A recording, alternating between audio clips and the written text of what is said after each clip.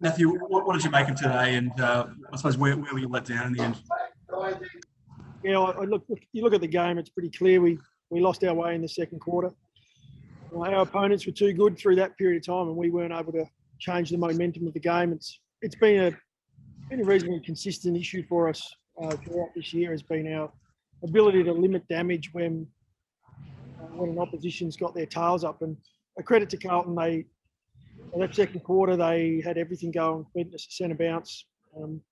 Also makes it hard to change things and help from upstairs when, it's out of centre bounce and the new rules. And but, like we know with our group, our DNA is that we're fighters. Our boys love a fight. And, so to finish the game as we did probably makes it even more disappointing, to be honest, that you get within 10 points or thereabouts, and to allow a team to have an eight-goal quarter against you, it's more frustration than anything at the moment in the locker room. I guess following on from that, the first quarter, the first nine of the first 10 shots, but can only manage 2-6. How frustrating was that from your perspective? You could have really, put the foot on the throat earlier. Yeah, well, and that's I guess that's a huge issue when you dominate a first quarter like we did and kick 6 behinds. Our ability to really put them under pressure, scoreboard pressure, especially in that first quarter. The game could have been in a different position at halftime. But we didn't do it in the end. We didn't put it between the big sticks. And, that's come up a few times this year. We have kicked straight at times, but we've had a number of games where we haven't quite got that right. Tonight was one of them. We would have come in at quarter time and said the game was in our possession. We owned that first quarter, and unfortunately at halftime we couldn't say that. So we got ourselves too far behind in the end, just too far for us to quite peg back the difference. Does that lack of ability to stem the damage or stop the damage, does that come down to it being such a young inexperienced group at times? Oh yeah, I think when you play a young group like we are at the moment, you win games and you learn in games. And unfortunately, we're learning a lot. We've been here 6 weeks ago. We will get better. We are getting better week by week. And unfortunately, we let ourselves down for periods of time. And we talk about leaking goals. It's sort of limiting that score when we're not quite on. A lot of teams, it is hard to play out 4 quarters of good footy. We've done it here and there this season, and we've had some really good results on the back of it. When we don't do that, unfortunately, we're frustrated by the results we're getting, and it's 10 points at times and less than that. So we will get it right. We'll get it right, but we've got work to do to get there. Matty, can you talk us through what happened this morning? I think we're stuck on the tarmac maybe for a little bit, or what actually happened this morning when you were trying to get to Melbourne? We weren't on the tarmac. We were in the lounge at the airport, so we spent a little bit more time in Adelaide Airport than what we'd planned. It ended up being okay. It was no issue at all as far as our preparation goes. It just meant we got to the ground a little later than we'd planned, but that actually worked out okay. So our guys were ready to go at the start of the game. There were no issues there. I think it was around some issues with COVID and the possibility of some flight attendants and so on, which they were sorting through. Just back to the game, a few acts of ill discipline, I guess. Late in the first quarter, Fogarty's 50-metre penalty that gave Carlton a bit of a sniff and gave him a goal late. And I guess also McHenry on Nunes late in the third quarter when you're getting yourselves back in the game. Do you have to have a talk to those lads, or are they already aware of those sort of situations? They know when things like that aren't quite fitting in with our team values. In saying that, we'll probably have a quiet chat earlier in the week and talk through some of those things. Unfortunately, you talk about momentum, you talk about really crucial moments in games.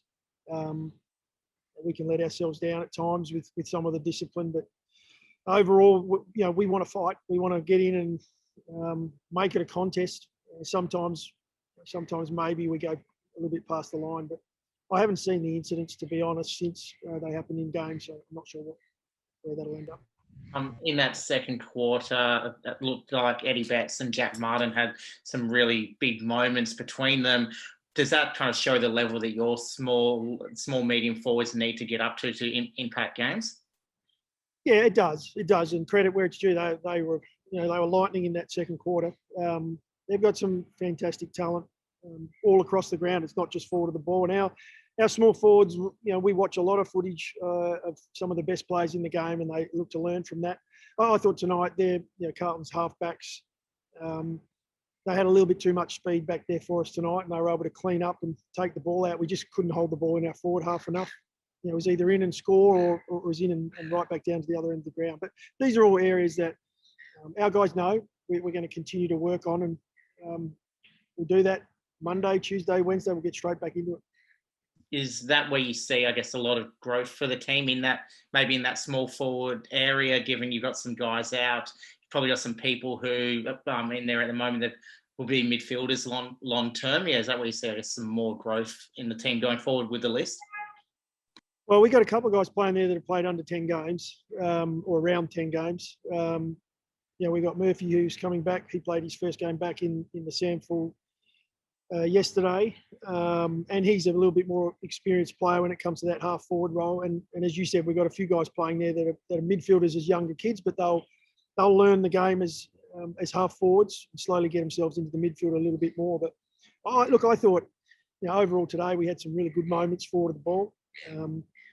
They intercepted the ball far too many times, especially in the air. I think that is their weapon. We came in, and you've talked about Oppo scouting.